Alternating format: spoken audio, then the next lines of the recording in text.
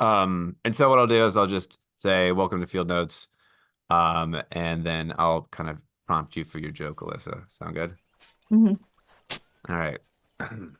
Ready, folks?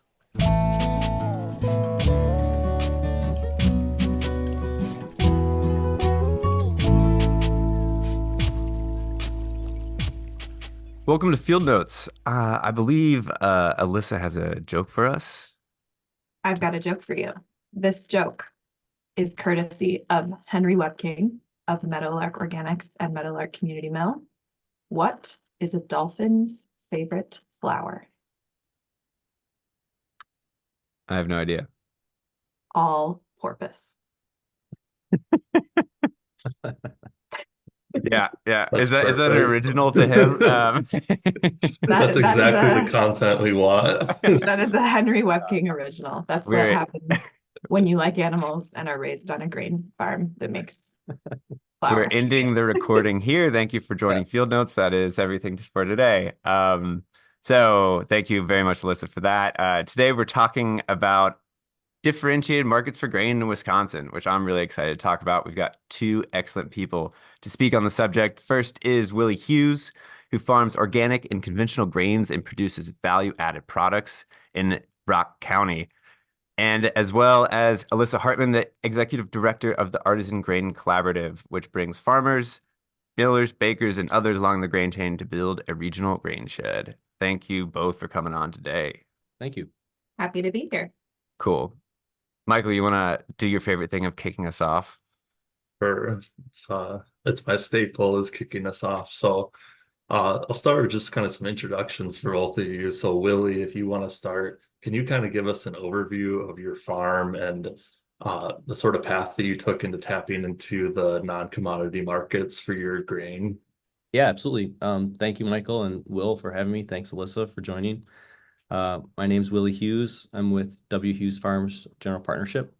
We are a sixth generation family farm living in Rock County, Wisconsin. We have been farming as a family contingently in southern Wisconsin since 1844.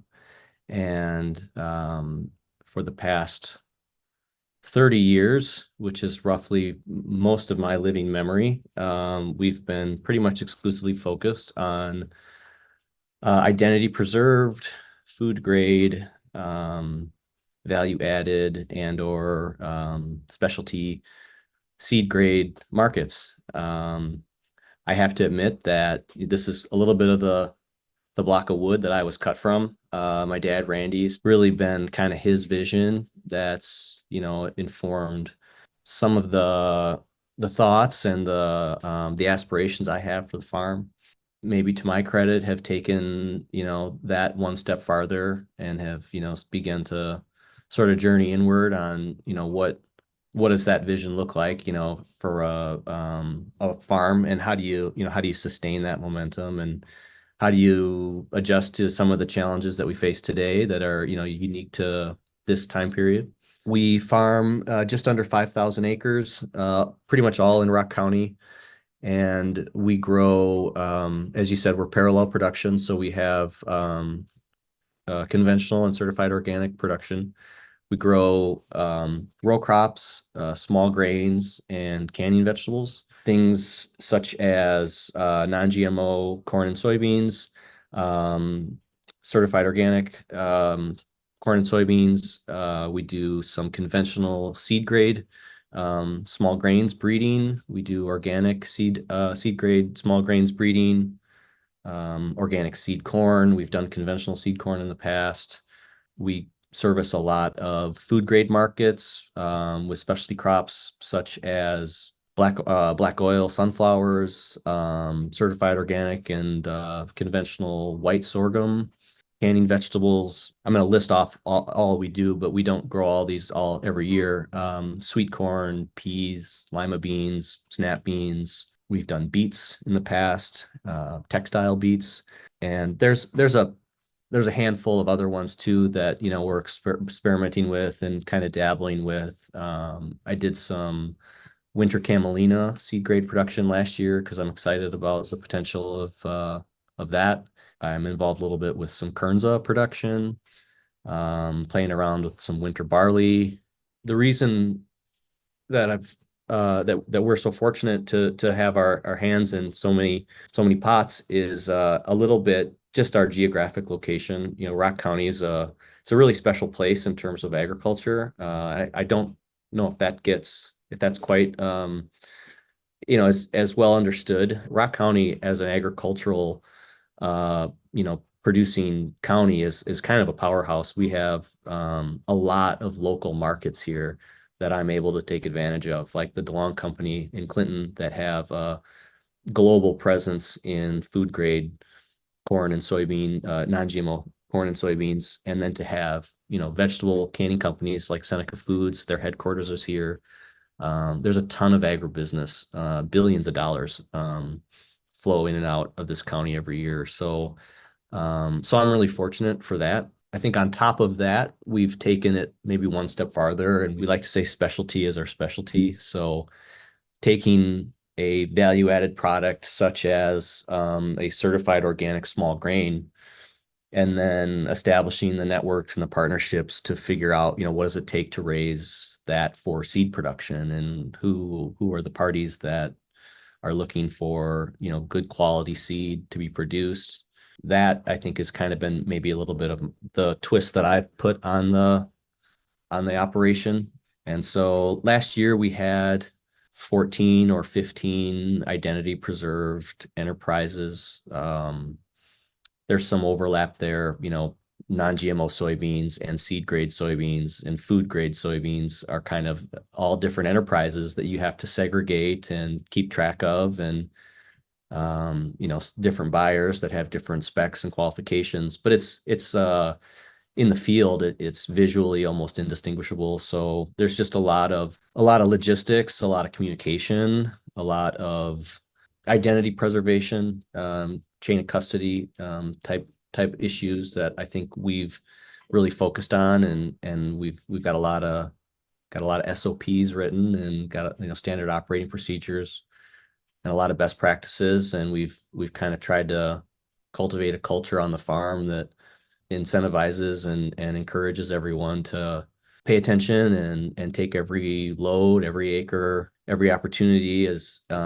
seriously and do as good of a job as we can. And once you get, I think, to that point, then there's a ton of opportunity, I think, for growers who want to diversify and specialize, because there's a little bit of a barrier to entry just with the learning curve. I just really love food grade production. I think growing food is a rewarding job, and it's fun. I like that your specialty is our specialty, and the note on growing food is definitely strikes a chord with me too. So definitely appreciate that overview. We also have Alyssa with us, who's with the Artisan Grain Collaborative, right? So how does your organization work with farmers like Willie and others who maybe haven't sunk their teeth as deep into the differentiated grain markets yet? Yeah, thanks, Michael. The Artisan Grain Collaborative is a regional network that works across the upper Midwest. We have about 200 farmer, processor, end user, and other researcher and advocate partners that are working together on this effort of understanding what a regional food grade grain shed in this part of the world could look like and strengthening it actively. So Willie has been an incredibly involved part of this community, and we're so grateful to get to work with him specifically and other farmers like him. There are so many folks in the region there. I would say a small but mighty crew doing really interesting and unique and somewhat unusual and maybe even upstream things to try to change the way that agriculture is happening in this part of the world.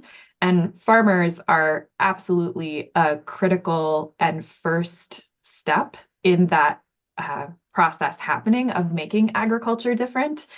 And we also really need processors and end users, the folks who are buying those products, to be part of this charge as well. And we're fortunate in this region of the country to have a growing crew of those folks as well. So mills, malt houses, bakers, chefs, brewers, distillers, we need deep collaboration between folks that are growing and using higher value culinary grains, as we sometimes call them, to make the system work. Willie can speak to this more throughout our conversation if he wishes to, but a lot of the types of crops that Willie described might not qualify for some of the typical protections or risk management strategies that things like corn and soy traditionally do. And when you grow corn and soy, generally speaking, you know that you have a number of different potential market outlets for those crops. You might already know where you're going to sell them at the beginning of the season, or you can kind of play around and see what your options are.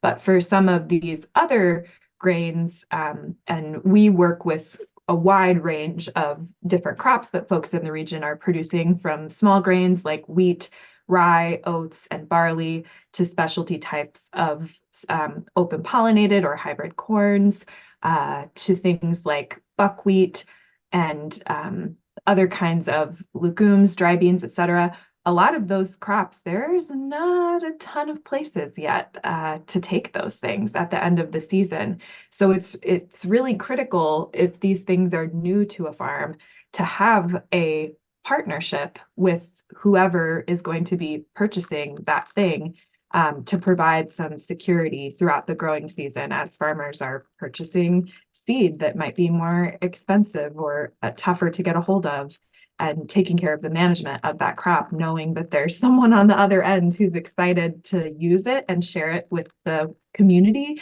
of eaters and drinkers, is really critical. And we're getting there. And also, that's not a perfect picture yet. There's still a lot of work that needs to be done to help make those connections.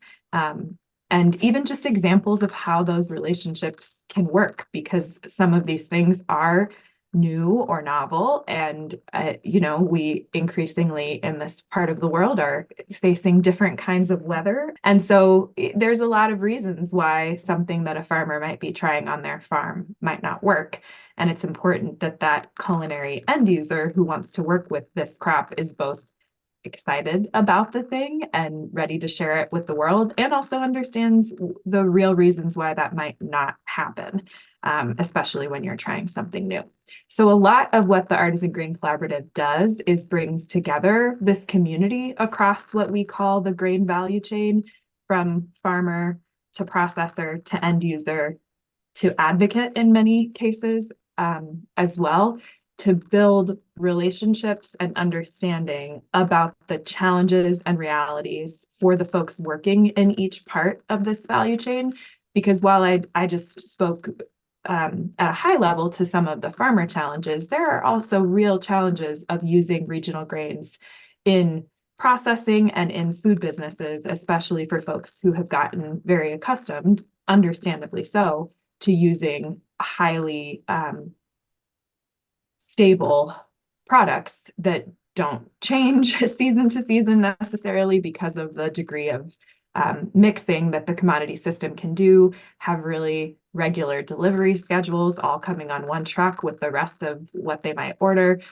So those are real challenges as well. And I'm sure we'll speak to more of those, but it's really important for this system to grow that there is understanding and empathy on either side of the equation about what the issues are, and space for problem solving and figuring out what some of the best practices or options could be to make these relationships stronger and work better in the future, so that more of the people in our communities in the upper Midwest are eating the things that we can grow in this region. No, I think that's spot on, Alyssa. And, you touched on the important part for growers is to, assess what's the amount of risk on your farm that you are able to afford, or what's your tolerance for pain. And when you find that line, I guess I would encourage you to push it a little bit within reason. And so, knowing your cost of production, making sure that you're doing sound risk management as best you can, and then taking 5 or 10% of the house's money and seeing what you can go do with it, I think is a really good strategy for growers who want to start to think about this. Relationships and developing relationships and look at it as a multi-year multi-year partnership rather than, ensuring that you get every last load off the farm, send it, hold your nose, and hope they don't squawk at it. And so I think that that's a really important part for folks that are looking to grow food grade or highly differentiated grains, is to know what the customer needs, know their tolerances, know their specifications, their discount schedule, and then do as much work as you can to self-police and make sure that that you can deliver that. And if you can't, be upfront about it, communicate, and then, hopefully rely on your network and your resources, to kind of scramble at the last minute and make sure that everyone can be as happy as possible. Great. I mean, I think, holding these two things almost in tension, right? Like the risk aspect of it, how much are you willing to take on? And then this relationship and how do those play off of each other to try and move your way into this new market, um, is really interesting. And, it's hard. It's really hard to be willing to take some risks, especially in a system that people have become very accustomed to, being comfortable with, being like, this is my SOP. My standard operating procedure. I harvest, throw it on the truck, and it goes to the elevator. And that's. Yeah, as a farmer, there's so much that's out of our control that having an appetite for more uncertainty and chaos, I think, is understandably just sometimes unpalatable. I mean, you can't expect everyone to, to put themselves through that. I mean, mentally, it's like it can be really hard to, you know, stress and think about all this stuff when there's a pretty, well established, um, more easily accessible markets available that don't come with so much of the emotional baggage and worry. Um, so yeah, tension is a good word. One thing to add to that, I think if you are a farmer listening to this who is curious, just like with any challenging project, obviously there's different ways to tackle things in life, but you can start small. That you don't need to go at this jumping head first. This is something I think that as a community within the Artisan Grain Collaborative, we're trying to encourage. If you're a farm that this coming season, maybe you want to set aside 2% of your acres to trial a couple of different things and see what they even look like in the field and get accustomed to working with them. And we're sort of encouraging a similar ethos for food businesses too. You don't need to overhaul your entire production to switch to 100% local grain in one season. Some people will do that, and that's great. And we'll celebrate those cases, but there's nothing to be ashamed about in starting where you can. And I think that in and of itself is an important risk management strategy. I think one of the things that, Willie, I love about your family's operation, you really exemplify that resilience in diversity. You have your hat in so many different baskets. And so when in a season one thing doesn't work, you're not sunk on that one thing. And also, that doesn't come without its challenges of managing a lot of labor and a lot of different timing of Yeah. different things. But I think as much as a community, we can try to keep moving toward greater diversity in all things. That's a big part of the ticket of how we're going to get to this different future for what our region's landscape could look like. Yeah, and if you try something, at large scale right away and you burn out on it, then it's an example to other people that, oh, I shouldn't do this. I shouldn't go all in on it from the get-go. So starting small is important, not only for your own operation, but for you as an example to others too, and making sure that you can succeed little by little, and build that. I kind of want to bring us down to the field level a little bit. We've been talking about community and relationships and risk, super important things to keep in mind as we try and like navigate this pathway towards differentiated markets. But there's a lot of different things from the production side of things that you have to be aware of as a farmer. And so I kind of want to drill down on that and talk about like what are some of the restrictions in productions, what are the changes that you have to make at the farm level in producing food grade grains or differentiate grains for differentiated markets. And so Willie, I think this one's for you. I think there's a lot of ways to answer that question. So I will maybe start with the simplest or the most accessible market that would easily, plug into almost any grain farm would be something like non-GMO soybeans. That's a growing market. There's a premium on that's based, above the Chicago Board of Trade. Commodity prices, if they tend to dip, that premium becomes a larger and larger percentage of your earning potential. And so in terms of restrictions, it's pretty obvious. You're not allowed to use traded seed. It's non-GMO, so you can't genetically modify. That does come with an incredible side effect, which is you do not have broadleaf control in a broadleaf. You can't spray your problems away like giant ragweed. I think that there's certainly looking at your rotation, identifying fields that are a good suitable candidate is a great way to, dip your toes in. You can start to look at some savings on the cost of seed and start to look at the premium and make your own judgment on if the, potential yield drag from weed pressure is enough that you can or is is that something that your farm could take advantage of, and that to me I think that's a really big chasm that is glossed over a lot on what it takes to be to kind of plant the flag in the ground and say we're gonna try to not to do this without GMOs. It's a really big lift, and it's not for the faint of heart because I've been there where I've had my non-GMO fields next to the neighbors, and boy, it looks like they're better farmers than me, and maybe they probably are, but we're doing everything by hand, and we're thinking about our rotation, we're thinking about our cultural practices, we're funneling the dollars that would typically go into 2.5 gallon jugs. We're funneling those into staff and into technology and equipment. For us having half of the business in certified organic, we already need some equipment and we already need some people.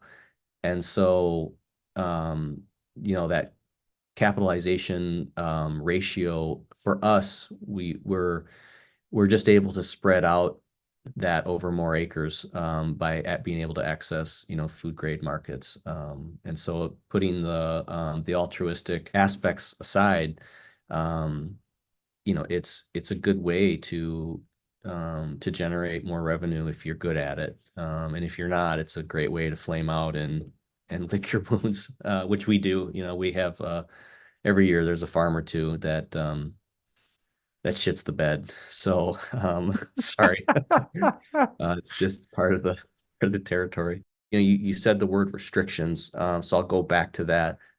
There's a lot of restrictions in terms of chemistry and in terms of residuals that you have to have a good agronomist on staff. If you're planning on putting vegetables in a field, you have to know what you applied the year before, and you have to be open and honest about it. You cannot, by any stretch of the imagination, try to use a prohibited substance, use something off label, be sneaky, do whatever, and then expect that you're going to be able to continually access these markets. You have to play by the rules, and the rules of the game are that it's an incredibly difficult thing to sustain, and there's not one single silver bullet. So you're going to have to constantly innovate, and you're going to have to constantly, this is if you're kind of all in, you're going to have to constantly, improve your rotation. I mean, that's where it really comes down to, and that's why we're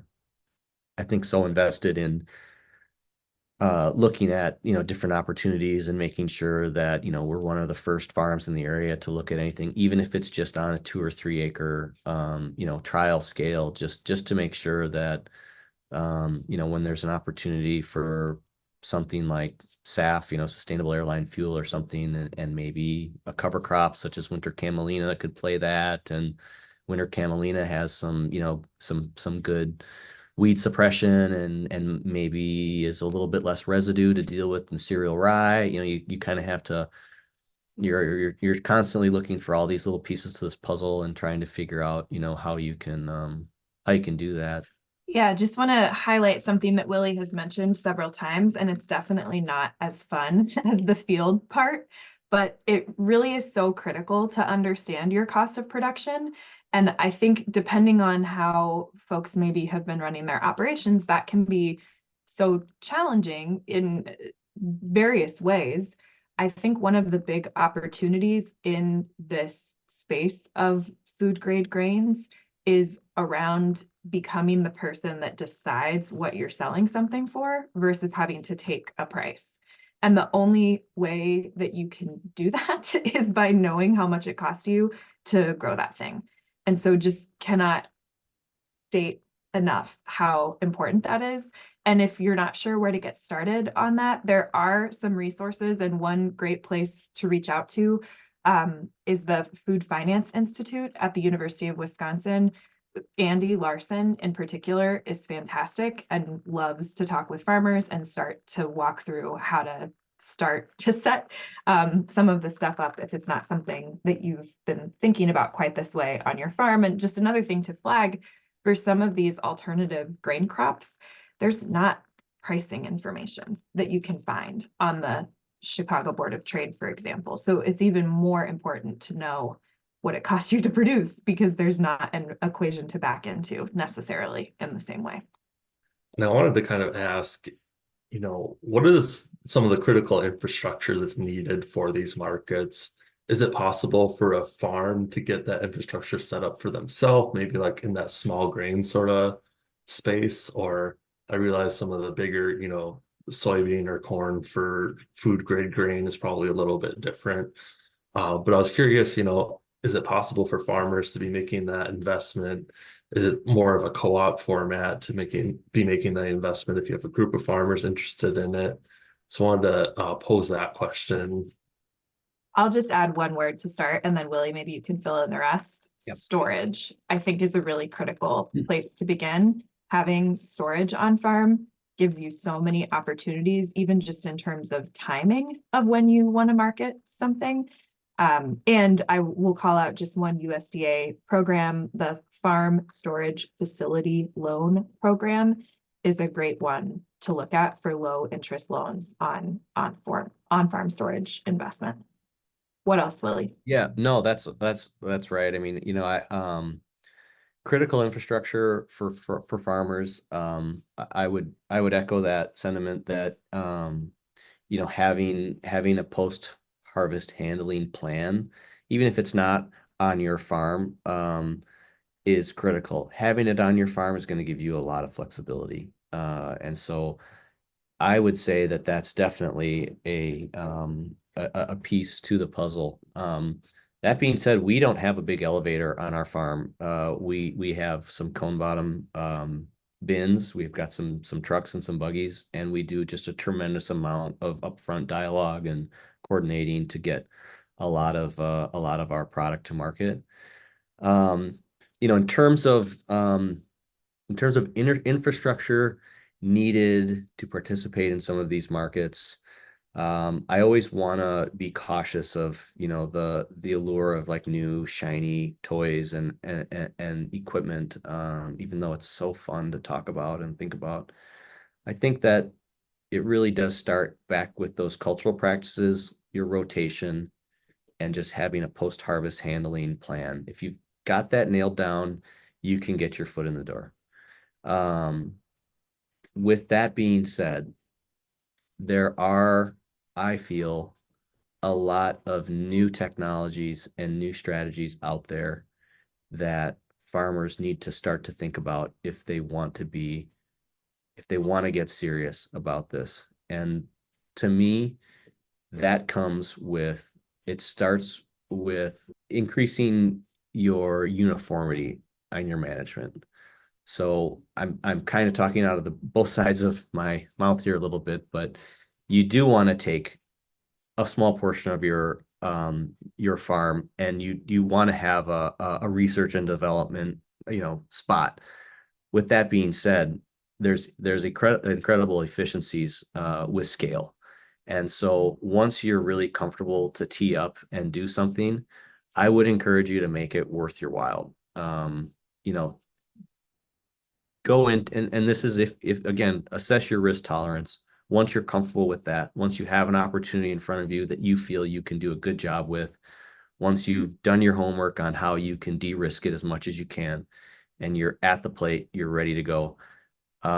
You have to standardize your process. You've got to get everybody on board. You have to have everybody on staff know, hey, this is the food grade field, or this is the specialty crop. When we harvest, it's all hands on deck. The combines, the belts, the buggies, everything needs to be swept out. If it's organic, we need our clean out logs.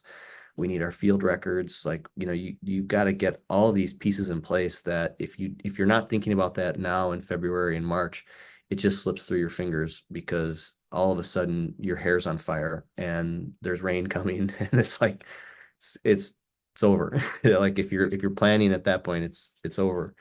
Repeatability is a big thing, with these markets.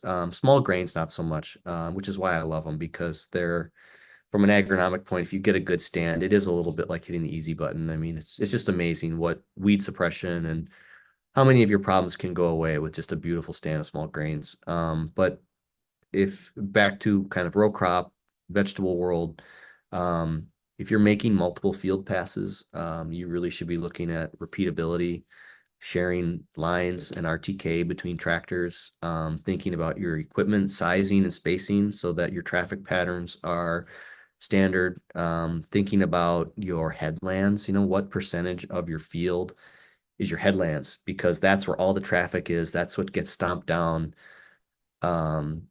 Knowing how big of a loss leader, or, basically, how bad is it going to be in the headlands, and ways like simulated boundaries and things that you can do to minimize that. There's newer and newer equipment. There's newer and newer strategies. I'm a big fan of a weed zapper. I love my weed zapper.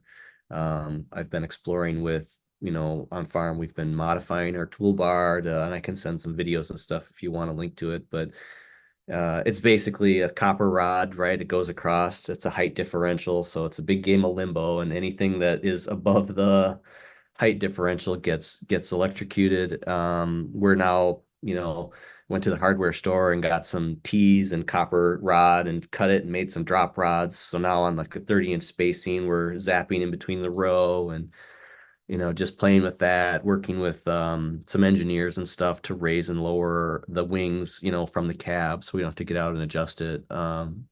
Just really being kind of a hound for the inefficiencies and trying to, um, sort of ferret those out and figure out, what is it about this certain acre or this sequence of passes or this certain plant date, this certain strategy that works so well, or and why exactly 12 rows over is it so bad, and having the records and the data to go back and kind of tease that out, that's big. And then, moving forward, I don't want to sound too like utopian, but I think that a lot of the vision and the machine learning and the new technology coming down the pipeline is going to be a total paradigm shift, because, historically we've sprayed non-selectives such as glyphosate out in a field, and we modified the food in order to be resistant to it. And that's how we differentiated between the weed and the crop, is we modified the food. But if we have technology and we have vision out there in the field that in, high speed, incredibly precise manners can begin to differentiate the food between the weeds, we don't need that anymore. We don't need to do it that way. And so we can start to think about, could we use vision and technology with something akin to high caliber distilled vinegar?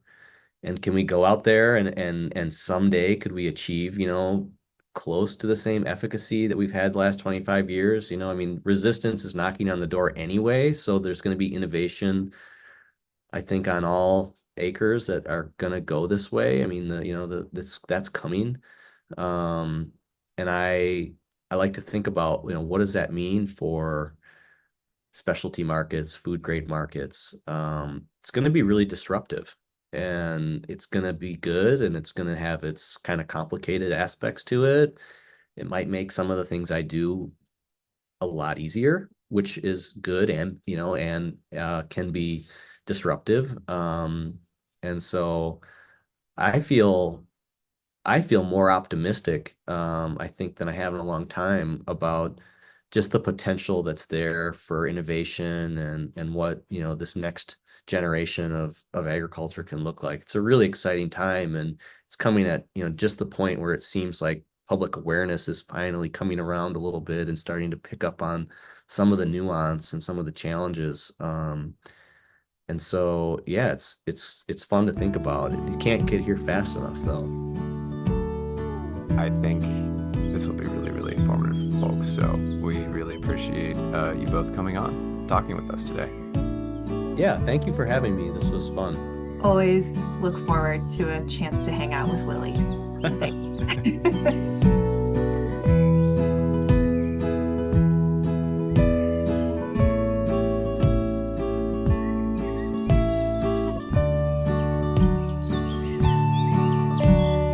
Thanks for listening. This has been Field Notes from UW-Madison Extension. My name is Will Fulwider, Regional Crops Educator for Dane and Dodge counties. And I was joined by my co-host Michael Geissinger, Outreach Specialist in Northwest Wisconsin for the Nutrient Pest Management Program of UW-Madison. A big thank you to Joe Ryan for creating our theme music and to Abby Wilkie-Maki for our logo. If you have any questions about anything you've heard today or about your farming practices in general, reach out to the Extension Agriculture Educators serving your region.